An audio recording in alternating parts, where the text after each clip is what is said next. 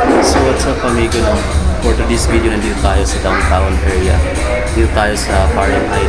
Katapat lang siya ng 578 na mall. Tapos Matchbox.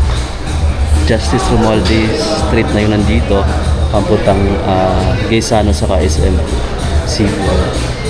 Then dito tayo sa second floor. Ito muna tayo mag-snacks. Pumunta ako ng downtown dahil nag-inquire ako sa PDC kung kano yung babayaran natin para sa student permit. Thank you, sir. Snack muna tayo, guys. Okay na siya.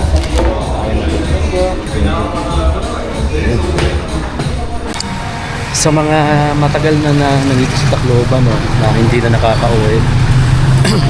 Tsaka pa kung familiar pa kayo dito mga amigo, parang ito yata yung dating sinihan. Cosmos. Ito ba yun? Tapos yung tapat niyo, lumang building.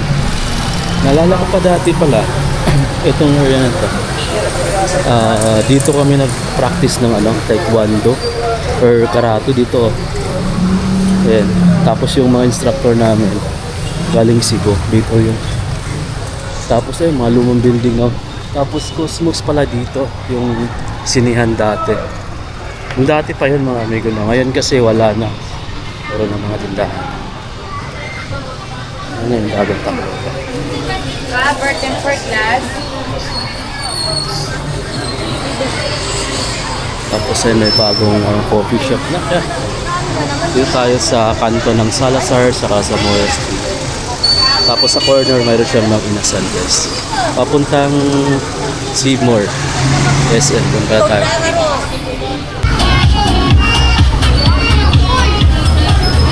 Merong air bubble na balloon.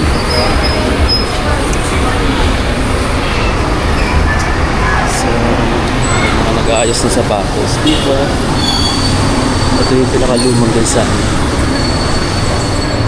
May mga black shoes. Ganun pa rin guys yung Tacloban. Ang nabago lang ngayon, ito may mga harang na siyang ganyan. So nilagyan natin na ng harang. Kabilaan, tapos sa kabila. Yung pinaka downtown talaga. Dito ako nag-snap sa na yan, Dunkin Donut na yan. Dito tatawid tayo papunta doon. Dito tayo tatawid.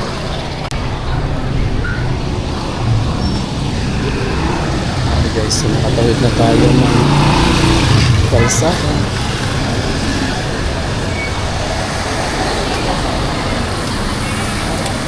Ito yung pinaka-sentro ng downtown.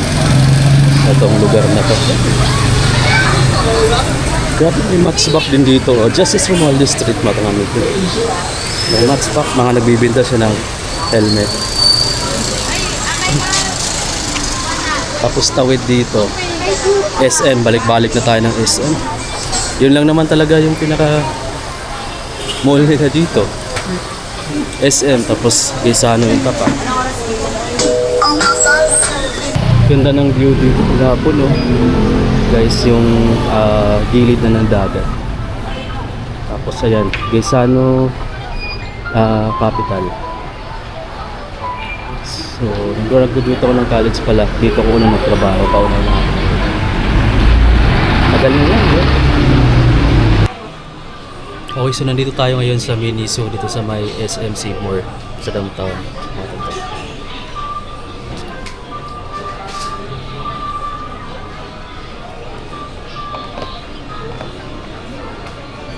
Mabango siya kasi ito. Check na natin. Pangalan ko siya. Ito blue. Same lang isa ng price to 9. Ito 299 lang dito. Ito sir, magkano to? 129 lang dito. Check lang. Sige rin. Check ko na sa'yo ng ng price ng lunch. 249. 249 siya? Anong ibig sabihin ito sir? Nakalagay na BPA. Parang sa plastic. Ayan, check natin kasi may nakalagay dito BPE Pray. So, check natin. Hindi ko alam kung anong meaning nun. Kaya pa. Sister. Panlalaki itong dito eh. Tingnan natin. Tingnan natin ito guys. Mild lang yung ano niya. Yung EOD perfume. Ito yung Miniso. Oh. Daming stocks. May mga hot items sila dito sa sale. Oh. Miniso na dried strawberry. 119 pesos lang to guys. Oh. Pang bata. Para siyang dried mango rin ganun. May dried ano din siya. Dried apricot. Oh. Ito. Dried peach. May dried passion fruit. Ano siya, free from chemical. Ah, yun pa yun sabihin. Okay. China to ba o ano? Japan? China, sir. Ah, pero free from chemical na pala itong ano. Meron talaga naman. Okay na to ba? May kasama naman kutsara, no? Kasama, ano? Ah, ito na yung mga amigo. 249 pesos. Meron dito ang naka-sale, oh. 249 pesos na lang. Ano to?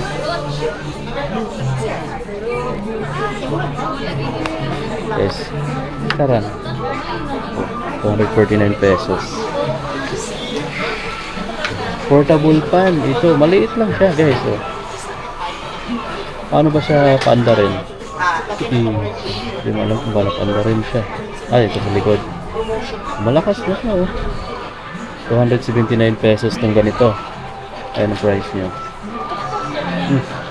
Malakas rin. Madali lang malubog na. Ayan, bumigay. Bayaran na natin, guys. 249 pesos. Bayaran na natin. Okay, so nakabili tayo sa Miniso, guys. So, baunan ng anak ko kasi malapit na matagal na daw yung baunan niya. Bumili na ako ng bago para mayroon na siyang bagong baunan at magamit niya hanggang next semester, next year para magagamit niya. Lumabas na ako ng SM. Paglabas ko mga amigo, tingnan mo lang eh. Malapit na naman umulan. Pupunta na ko lagi ng ulan. May kainan dito, oh. Burnox, Barnox. 99 pesos yung Barnox. Kain ba tayo? Or may bulalo rin pala sila dun, oh. Or tayo sa loob kung magkain. Kaya natin. Bulalo lang tayo. Kung sakaling maganda yung ano nila. Nakita ko to sa Facebook, eh. Barnox. Hindi natin magkain bulalo. Ito yung menu nila. Meron silang beverage, may drinks, snacks, dessert. Meron silang short order, sizzling, fries. Magkano yung bulalo niya, sir? 199 po yung walang rice. Bulalo.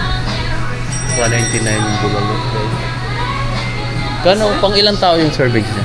Pag-isa lang po. Isang tao lang. 199 pesos. Okay, tikman natin yung kanilang kalamansi sisi. Dito sa Barnox Restaurant.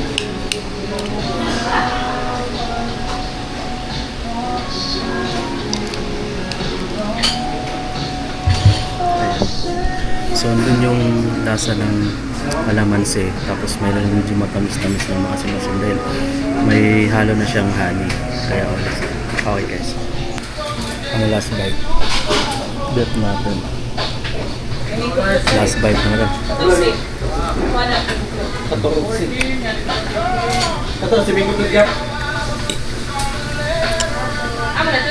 So, ang laki ng serving nila mga amigo na pagdating sa burger. Din yung isang burger is busog ka na. Pwede ka na hindi ka na mag-lunch, mag-almusal o maghapunan. So, ayan guys. Meron pang natira. Kasi hindi lang burger, meron din sila dito mga grilled tuna, ribs, chicken inasal, tapos barbecue. May mga bulalo sila. Yun naman titikman natin next time. Meron sila mga short order. Mga dessert sila. Ano? Ayun yung menu nila. Ano na yan? So ayun guys, lumabas na ako dyan sa likod natin, yung Barnocks. Ito yung likod ng Seymour lang siya, SM, dito sa downtown ng Tacloban. So nabusog ako sa isang burger, 195 pesos yung price, plus 45 pesos naman yung calamansi juice. So late kahit hindi na ako maghapunan dahil sobrang busog na yung pakiramdam, nahirap maglakad na.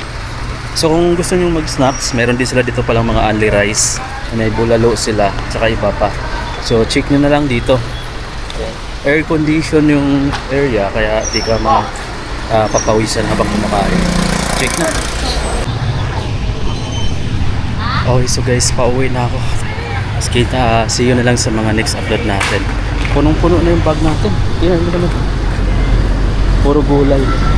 Puro gulay yung nabili natin. Then, bukas sana kasi bukas pala yung tabo. Sabado pala bukas, nakalimutan ko. So ngayon palang Friday, nakabili na ako. Malamang bukas, hindi na kami makunayan. Sana. So, ayan mga amigo. See you na lang sa mga next upload natin.